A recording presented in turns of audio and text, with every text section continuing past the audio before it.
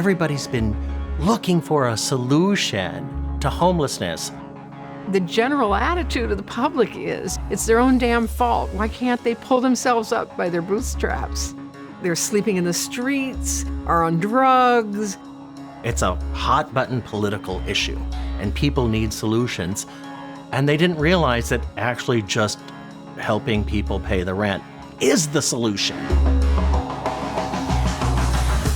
I work for an organization called Q Foundation, and we're the largest rental subsidy provider in San Francisco. So we help seniors, disabled folks, families with children, people with HIV, and all segments of San Francisco keep their housing or help them, if they lose their housing, help them find a new place to live. Once somebody slips into homelessness, the amount of effort that it takes to get out is really profound. Our biggest program is for seniors.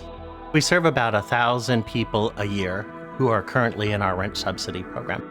2/3 of them are people who are already housed. So you think about, an 85-year-old woman whose spouse dies. They no longer have that second Social Security check. They've lived in their apartment for 30 years, but her rent is like $200 more than her check. And in the past, before we came along, she would get evicted. And when we can step in and give people a $250 subsidy, that changes everything for them. I'm 75. I've lived in this building for 30 years. I've been doing consulting work with image makers. Nothing touched this industry until 2008. My income just kept declining and declining and declining.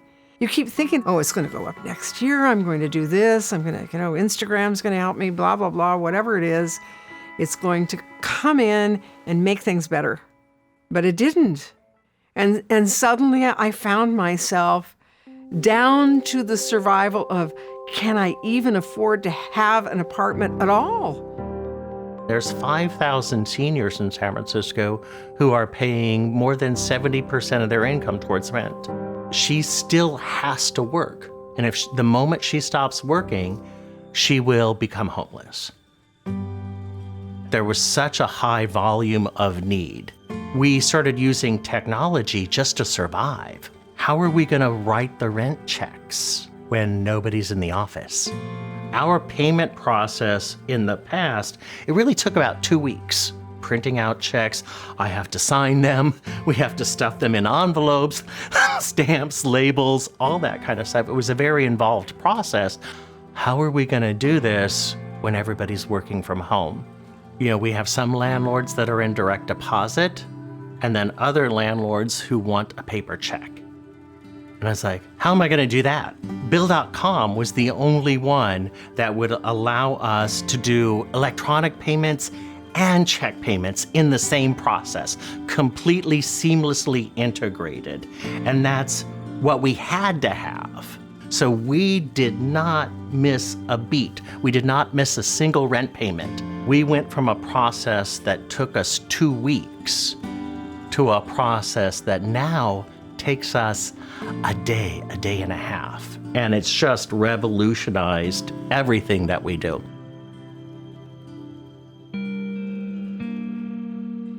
When we started, the conventional wisdom, and people told me that the city of San Francisco will never pay for ongoing rental subsidies. They only want to do something for a few months here, a few months there. And I was like, the typical person in our program, seriously, the oldest one was a 102-year-old woman. They're not going to get a job. You're not going to just be able to give them a check one time for $500 and their life is suddenly changed. Right? These are the people that we have to change the entire trajectory of their housing. Because the trajectory right now is they're going to be homeless if we don't do something. The genius of Brian saved me. He came in right away, said, no, we can help you. I know we can help you.